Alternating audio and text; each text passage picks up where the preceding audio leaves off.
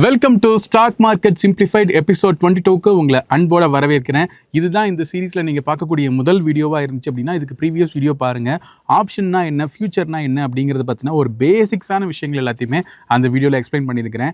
And இந்த வீடியோவில் option பையிங்னா என்ன, ஆப்ஷன் செல்லிங்னா என்ன, இயல்பாகவே சக்ஸஸ்ஃபுல் ட்ரேடராக இருக்கிறதுக்கான ப்ராபபிலிட்டி, ஒரு ட்ரேடை சக்ஸஸ்ஃபுல்லாக முடிக்கிறதுக்கான ப்ராபபிலிட்டி ஆப்ஷன் பையருக்கு அதிகமாக இருக்கா, ஆப்ஷன் செல்லருக்கு அதிகமாக இருக்கா, எந்தெந்த மாதிரியான மார்க்கெட் கண்டிஷனில் நம்ம வந்து ஒரு ஆப்ஷன் பையருக்கு வந்து எட்ஜ் இருக்குது அல்லது ஆப்ஷன் செல்லருக்கு எட்ஜ் இருக்குது, கால் ஆப்ஷன்னா என்ன, புட் ஆப்ஷன்னா என்ன, இந்த மணினா என்ன, அட் மணினா என்ன, ஓடிஎம்னா என்ன, இது எல்லாத்தையுமே நம்ம இன்னைக்கு இந்த வீடியோவில் டீட்டெயில்டாக தெரிஞ்சுக்க போகிறோம். வாங்க வீடியோக்குள்ளே போகலாம்.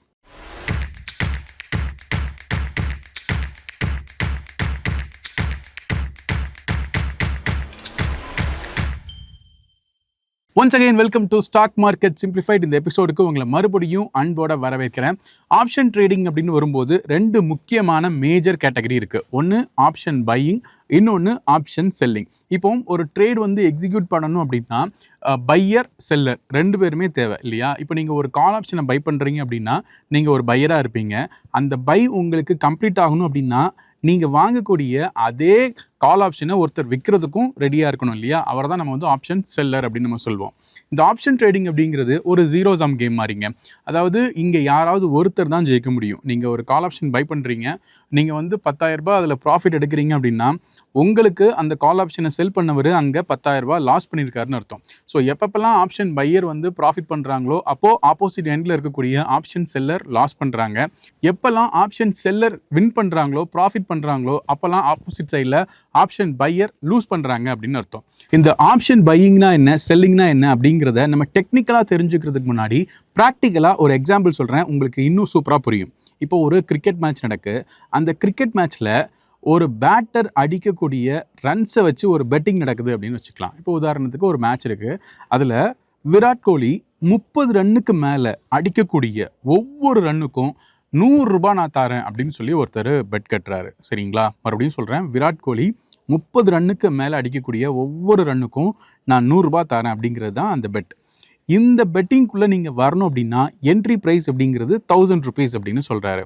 இப்போ உதாரணத்துக்கு அந்த மேட்ச்சில் விராட் கோலி ஒரு 40 ரன் அடிக்கிறாரு அப்படின்னா ஸோ 30 + 10 அந்த 10 ரன்னுக்கும் 1000 ரூபாய் அப்படிங்கிறது அர்த்தம். அதாவது ஒரு ரன்னுக்கு 100 ரூபாய் அப்படிங்கிற மாதிரி 10 ரன்னுக்கும் 1000 ரூபாய் அப்படிங்கிறது அவருக்கு கிடைக்கும்.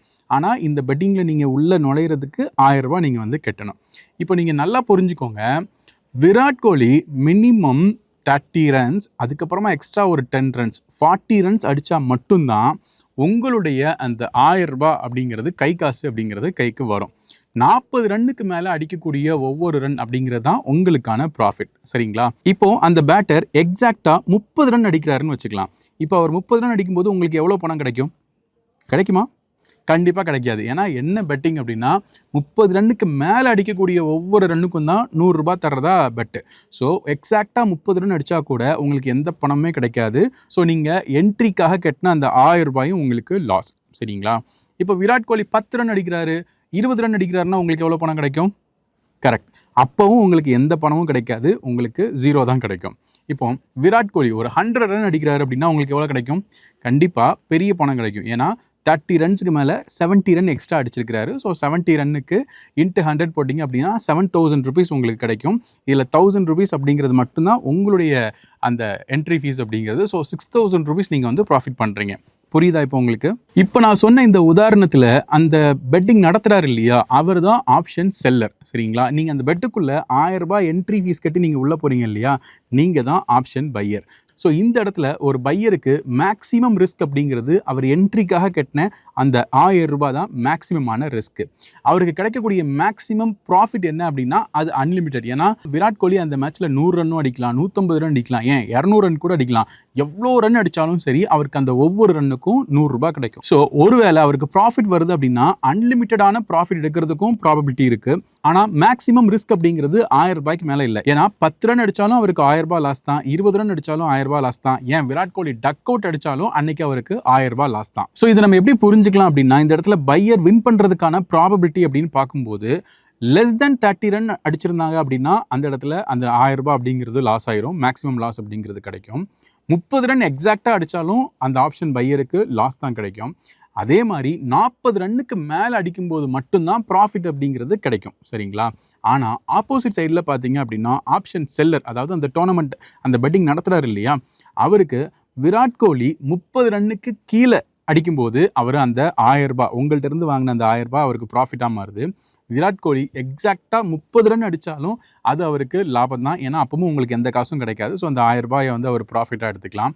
விராட் கோலி 40 ரன்னுக்கு மேலே அடிக்கும்போது தான் அந்த ஆப்ஷன் செல்லருக்கு லாஸ் அப்படிங்கிறது வரும். சரிங்களா? இப்போ இந்த இடத்துல ஒரு ஆப்ஷன் செல்லர் அப்படின்னு பார்க்கும்போது அவருக்கு கிடைக்கக்கூடிய மேக்ஸிமம் ப்ராஃபிட் அப்படிங்கிறது 1000 ரூபாய் தான். ஏன்னா நீங்கள் 1000 ரூபாய் கட்டுற ப்ரீமியம் மட்டும்தான் அவருக்கு வந்து கிடைக்கும். ஸோ அதனால தான் சொல்கிறேன், இந்த இடத்துல ஆப்ஷன் செல்லருக்கு கிடைக்கக்கூடிய மேக்ஸிமம் ப்ராஃபிட் அப்படிங்கிறது லிமிட்டட், அது வெறும் 1000 ரூபாய். ஆனால் ஒருவேளை அவருக்கு அடையக்கூடிய அந்த லாஸ் அப்படிங்கிறது அன்லிமிட்டட். ஏன்னா விராட் கோலி 300 ரன் அடிச்சாருன்னா அந்த 300 ரன்னுக்கும் அவர் வந்து ஒரு ரன்னுக்கு 100 ரூபாய் அப்படிங்கிற மாதிரி அவர் வந்து காசு கொடுக்கணும். ஸோ ஒரு ஆப்ஷன் செல்லருக்கு அன்லிமிட்டடான ரிஸ்க் அப்படிங்கிறது இருக்குது. ஆப்ஷன் பையருக்கு அன்லிமிட்டட் ரிஸ்க் அப்படிங்கிறது கிடையாது, லிமிட்டட் ரிஸ்க் தான். ஸோ ஒட்டுமொத்தமாக நான் எப்படி புரிஞ்சுக்கலாம் அப்படின்னா, ஆப்ஷன் பையர் அப்படின்னு வரும்போது அவருக்கு லிமிட்டடான ரிஸ்க் இருக்குது, அன்லிமிட்டடான ப்ராஃபிட் எடுக்கிறதுக்கான வாய்ப்பு இருக்குது. ஆப்ஷன் செல்லர் அப்படின்னு வரும்போது லிமிட்டடான ப்ராஃபிட் தான் அவருக்கு கிடைக்கும். ஆனால் ரிஸ்க் அப்படின்னு பார்க்கும்போது அன்லிமிட்டட் ரிஸ்க் அவருக்கு இருக்கு. இப்போ நான் சொன்ன எக்ஸாம்பிள் உங்களுக்கு நல்லா புரிஞ்சிருக்கும்னு நினைக்கிறேன். ஆப்ஷன் பையர்னா என்ன, ஆப்ஷன் செல்லர்னா என்ன, ரெண்டு பேருக்குமான வின்னிங் ப்ராபபிலிட்டி எந்தெந்த சினாரியால எப்படி இருக்கும் அப்படிங்கிறத நான் சொல்லியிருந்தேன். இதை அப்படி நம்ம மார்க்கெட் கூட பொருத்தி பார்க்கலாம். இப்போ ஒரு கால் ஆப்ஷனை நீங்க பை பண்றீங்க அப்படின்னா என்ன அர்த்தம்? இப்போ உதாரணத்துக்கு நிஃப்டி மே 24,000 CE பை அப்படிங்கிற ஒரு பொசிஷன் நீங்கள் வந்து எடுத்துருக்கிறீங்க அப்படின்னா அதனுடைய அர்த்தம் என்னென்னா, நிஃப்டி மேக்குள்ள 24,000க்கு மேலே போகும் அப்படிங்கிறது தான் அதனுடைய மீன். ஸோ மார்க்கெட் வந்து மேலே போகும் அப்படிங்கிறது உங்களுடைய பயாஸாக இருந்துச்சு அப்படின்னா நீங்கள் பை பண்ண வேண்டியது கால் ஆப்ஷன். சரிங்களா? அதே மாதிரி மார்க்கெட் வந்து கீழே போகும் அப்படிங்கிறது உங்களுடைய அனாலிசிஸாக இருந்துச்சு அப்படின்னா நீங்கள் பை பண்ண வேண்டியது புட் ஆப்ஷன். அதை நம்ம வந்து PE அப்படின்னு நம்ம சொல்லுவோம். ஸோ இப்போ நீங்கள் ஸ்க்ரீனில் பாருங்கள், நிஃப்டி மே 24,000 CE இதை நீங்கள் வந்து பை பண்ணுறீங்க அப்படின்னா என்ன அர்த்தம் அப்படிங்கிறத நான் அப்படி தமிழில் சொல்கிறேன். நிஃப்டி மேக்குள்ள 24,000க்கு மேலே போகும். ஸோ CE அப்படின்னா மேலே அப்படின்னு புரிஞ்சுக்கோங்க. பை பண்ணுறீங்க அப்படின்னா போகும் அப்படின்னு நீங்கள் சொல்கிறீங்கன்னு அர்த்தம். சரிங்களா? இப்போ இந்த ஆப்ஷனை நீங்கள் பை பண்ணும்போது ஒருத்தர் இதை உங்களுக்கு செல் பண்ணணும் இல்லையா? ஸோ அவர் என்ன பண்ணியிருப்பார் அப்படின்னா இதே நிஃப்டி மே 24,000 CE செல் பண்ணியிருப்பார். ஸோ நிஃப்டி மே 24,000 CE ஒருத்தர் பை பண்ணுறாருன்னா நிஃப்டி மேக்குள்ள 24,000க்கு மேலே போகும்னு சொல்றாரு. அதை செல் பண்றவர் மேலே போகாதுன்னு சொல்றாரு. சரிங்களா? ஓகே, இப்போ நீங்க வந்து ஆப்ஷன் பையரா இருக்கிறீங்க. 24,000 கால் ஆப்ஷனை பை பண்ணிட்டீங்க. மார்க்கெட் மேலே போகும் அப்படிங்கிறது உங்களுடைய எதிர்பார்ப்பு. ஸோ இந்த ஆப்ஷனை பை பண்றதுக்கு நீங்க வந்து ஒரு 100 ரூபாய் ப்ரீமியம் கட்டியிருக்கீங்கன்னு வச்சுக்கலாம். எப்படி நீங்க அந்த பெட்டிங்ல 1000 ரூபாய் கட்டினீங்களோ அதே மாதிரி இந்த கால் ஆப்ஷனை பை பண்றதுக்கு நீங்க 100 ரூபாய் கட்டியிருக்கீங்க அப்படின்னு வச்சுக்கலாம். ஸோ இங்க லாட் சைஸ் அப்படிங்கிறது 65 அப்படிங்கிறதுனால ஸோ 65 × 100 அப்படின்னு பார்க்கும்போது 6,500 ரூபாய் மட்டும் நீங்கள் இன்வெஸ்ட் பண்ணி இந்த நிஃப்டி மே 24,000 கால் ஆப்ஷனை பை பண்ணியிருக்கிறீங்க. சரிங்களா? இதுக்கு உங்களுக்கு தேவையான இன்வெஸ்ட்மெண்ட் அப்படிங்கிறது வெறும் 6,500 ரூபாய் மட்டும்தான். ஓகே, 24,000 கால் ஆப்ஷனை நீங்கள் பை பண்ணிட்டீங்க. மேயோட எண்டில் 3 விதமான சினாரியா தான் நடக்க வாய்ப்பு இருக்குது. Scenario number 1 greater than 24,000. நீங்கள் எதிர்பார்த்த மாதிரியே 24,000க்கு மேலே போயிடுச்சு. ஆனால் நீங்கள் ஆல்ரெடி 100 பாயிண்ட் அப்படிங்கிறது ப்ரீமியமாக கட்டி வாங்கியிருக்கிறீங்க. ஸோ மார்க்கெட் 24,100க்கு மேலே போனால் மட்டும்தான் உங்களுக்கு ப்ராஃபிட் அப்படிங்கிறது கிடைக்கும். 24,000க்குள்ள இருந்தாலும் உங்களுக்கு ப்ராஃபிட் கிடைக்காது. ஏன்னா நம்ம சொன்ன எக்ஸாம்பிள் மாதிரியே அங்கே 30 ரன்னுக்கு மேலே அடித்தாதான் உங்களுக்கு வந்து 100 ரூபாய் ஒரு ரன்னுக்கு அப்படின்னு சொல்லும்போது 30 ரன் அடிச்சிருந்தா உங்களுக்கு லாஸ் தான் வரும்னு சொல்லியிருந்தேன் இல்லையா? அதே மாதிரி தான் இங்கேயும் நீங்கள் 24,000 கால் ஆப்ஷனை வாங்கி மார்க்கெட் எக்ஸ்பைரியில் 24,000க்கு எக்ஸாக்டாக க்ளோஸ் ஆனாலும் உங்களுடைய அந்த ஆப்ஷன் பை பண்ணது 0ல் போய் முடியும். சரிங்களா? 24,000க்கு கம்மியாக க்ளோஸ் வச்சுருந்தாலும் உங்களுடைய ஆப்ஷன் ப்ரீமியம் 0ல் தான் போய் முடியும். 24,000க்கு அதிகமாக போனால் மட்டும்தான் நீங்கள் ப்ராஃபிட் பண்ண முடியும். அதுவும் நீங்கள் வாங்கின 100 ரூபாய்க்கும் மேலே 24,100க்கு மேலே போனால் மட்டும்தான் ஒரு ஆப்ஷன் பையரால் ப்ராஃபிட் பண்ண முடியும். புரியுதா நான் சொன்னவங்களுக்கு எக்ஸாம்பிள்? ஸோ இந்த 3 கேட்டகரியில் ஈக்குவல் டு 24,000 இருந்தாலும் ஒரு ஆப்ஷன் பையர் லூஸ் பண்ணுறாங்க. லெஸ் தென் 24,000 இருந்தாலும் ஒரு ஆப்ஷன் பையர் லூஸ் பண்ணுறாங்க. 24,100க்கு மேலே போனால் மட்டும்தான் அந்த இடத்துல ஒரு ஆப்ஷன் பையரால் ப்ராஃபிட் அப்படிங்கிறது பண்ண முடியும். ஸோ 3 கேசஸில் ஒரு கேஸ் நடந்தால் மட்டும்தான் ஆப்ஷன் பையரால் ப்ராஃபிட் பண்ண முடியும். இப்போ அப்படியே செல்லர் சைட்லேருந்து பாருங்கள், இந்த 3 கேஸில் ஒரே ஒரு கண்டிஷனில் மட்டும்தான் அவர் லாஸ் பண்ணுவார். எப்போ மார்க்கெட் 24,100க்கு மேலே போனால் மட்டும்தான் உங்கள்கிட்ட அந்த கால் ஆப்ஷனை செல் பண்ணவர் லாஸ் அன்லிமிட்டடாக பண்ணுவார். மார்க்கெட் 24,000 இருந்தாலும் நீங்கள் லாஸ் பண்ணக்கூடிய அந்த 100 பாயிண்ட் அப்படிங்கிறது அவருக்கு ப்ராஃபிட்டாக மாறும். 24,000க்கு கம்மியாக மார்க்கெட் முடிஞ்சிருந்தாலும் ஸோ நீங்கள் லாஸ் பண்ணக்கூடிய அந்த 100 பாயிண்ட் அப்படிங்கிறது அவருக்கு ப்ராஃபிட்டாக வரும். 24,100க்கு மேலே போகும்போது மட்டும்தான் அவருக்கு அன்லிமிட்டெட் ரிஸ்க் அப்படிங்கிறது இருக்குது. புரியுதா நான் சொல்கிறது? ஸோ இப்போ நான் சொன்னது எல்லாத்தையுமே இன்னும் சிம்பிளாக நம்ம எப்படி சம்மரி பண்ணிக்கலாம் அப்படின்னா, ஒரு ஆப்ஷன் பையர் ஜெயிக்கிறதுக்கான ப்ராபபிலிட்டி அப்படிங்கிறது 1/3 அப்படிங்கிற லெவலில் தான் இருக்குது. அதே இது ஆப்ஷன் செல்லர் வின் பண்ணுறதுக்கான ப்ராபபிலிட்டி அப்படிங்கிறது 2/3 இருக்குது அப்படின்னு நம்ம புரிஞ்சுக்கலாம். ஆப்ஷன் ட்ரேடிங்கில் மிகப்பெரிய சக்ஸஸ்ஃபுல் ட்ரேடராக இருக்கக்கூடிய most of the people option செல்லராக தான் இருப்பாங்க. காரணம் என்ன அப்படின்னா, இயல்பாகவே அவங்களுக்கு இருக்கக்கூடிய அந்த ப்ராபபிலிட்டி, அதாவது நான் இப்போ ஏற்கனவே சொன்ன மாதிரி 3ல் 2 சினாரியோவில் அவங்க ஜெயிக்கிறதுக்கு தான் ப்ராபபிலிட்டி நிறைய இருக்குது. அப்படிங்கிறதுனால most of the successful traders எல்லாருமே ஆப்ஷன் செல்லராக தான் இருப்பாங்க. அதுக்காக ஆப்ஷன் பையரால் ப்ராஃபிட்டே பண்ண முடியாதுன்னா கண்டிப்பாக பண்ணலாம். ஆனால் நிறைய விஷயங்கள் தெரிஞ்சிருக்கணும். ஒரு ஆப்ஷன் செல்லருக்கு எவ்வளோ விஷயங்கள் தெரிஞ்சிருக்கோ அதை விட பல மடங்கு விஷயங்கள் ஒரு ஆப்ஷன் பையருக்கு தெரிஞ்சிருந்தால் மட்டும்தான் ஒரு லிமிடெட் கேபிட்டலை வச்சு அவரால் ப்ராஃபிட் அப்படிங்கிறது பண்ண முடியும். இந்த இடத்துல நீங்கள் இன்னொரு விஷயத்தையும் கவனிக்கணும். இப்போ ஸ்க்ரீனில் பாருங்கள், இந்த 24,000 மே நிஃப்டி இந்த கால் ஆப்ஷனுடைய விலையை பாருங்கள். இதை நீங்கள் பை பண்ணுறதுக்கு இவ்வளோ அமௌண்ட் இருந்தால் போதும், நீங்கள் இதை பை பண்ண முடியும். இப்போ நல்லா பாருங்கள், பை பண்ணுறதுக்கு உங்களுக்கு தேவைப்படக்கூடிய கேபிட்டல் அப்படிங்கிறது இதுதான். 24,000 கால் ஆப்ஷன் ஒரு லாட் பை பண்ணுறீங்க. பட் இதே கால் ஆப்ஷனை உங்கள்கிட்ட ஒருத்தர் செல் பண்ணுறாரு அப்படின்னா அவருக்கு தேவைப்படக்கூடிய ரிக்வயர் கேபிட்டலை பாருங்கள், 1,00,000க்கும் அதிகமாக இருக்குது. எதுக்காக ஆப்ஷன் செல்லருக்கு அதிகமான கேபிட்டல் தேவைப்படுது அப்படின்னு பார்த்தீங்கன்னா, இப்போ ஒரு ஆப்ஷன் பையராக இருக்கிறாரு அப்படின்னா அவருடைய மேக்ஸிமம் ரிஸ்க் அப்படிங்கிறது தெரிஞ்சிருச்சு. இப்போ இந்த இடத்துல 7,000 ரூபாய் அவருடைய மேக்ஸிமம் ரிஸ்க் அப்படிங்கிறது தெரிஞ்சிருச்சு. ஏன்னா அவ்வளோ கொடுத்து தான் அதை பை பண்ணுறாரு.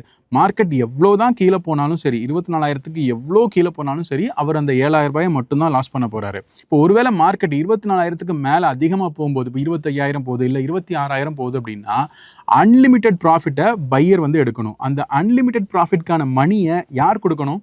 ஆப்ஷன் செல்லர் தான் கொடுக்கணும். ஸோ அந்த ஒரு விஷயத்துக்காக தான் ஆப்ஷன் செல்லர்கிட்ட இருந்து நிறைய கேபிட்டலை பிளாக் பண்ணுறாங்க. அந்த கேபிட்டல் அவர் இருந்தால் மட்டும்தான் ஒரு ஆப்ஷனில் செல் பண்ண முடியும் அப்படிங்கிறத நீங்கள் புரிஞ்சுக்கணும். ஸோ இயல்பாகவே ஆப்ஷன் பையிங்க்கு சின்ன கேபிட்டல் இருந்தாலே போதும், ஆப்ஷன் செல் பண்ணுறதுக்கு கேபிட்டல் அதிகமாக தேவை. ஆப்ஷன்ஸில் 3 டைப்ஸ் இருக்குது. அதை இப்போ நம்ம தெரிஞ்சுக்கலாம். அது என்னென்ன அப்படின்னு பார்க்கும்போது ஏடிஎம், ஐடிஎம், ஓடிஎம் அப்படின்னு 3 விதமான ஆப்ஷன்ஸ் இருக்குது. முதல்ல ஏடிஎம். ஏடிஎம் அப்படிங்கிறது இப்போ மார்க்கெட் கரண்ட்டாக எந்த ஸ்ட்ரைக்கில் இருக்கோ அதை தான் நம்ம வந்து ஏடிஎம்னு சொல்கிறோம். இப்போ உதாரணத்துக்கு மார்க்கெட் இன்னைக்கு 24,000ல் ட்ரேட் ஆகிட்டு இருக்கு அப்படின்னா 24,000 அந்த கால் ஆப்ஷன், புட் ஆப்ஷன் இது ரெண்டையும் தான் நம்ம வந்து அட் த மணி அப்படின்னு நம்ம சொல்கிறோம். அதுதான் ஷார்ட்டாக ஏடிஎம் அப்படின்னு சொல்கிறோம்.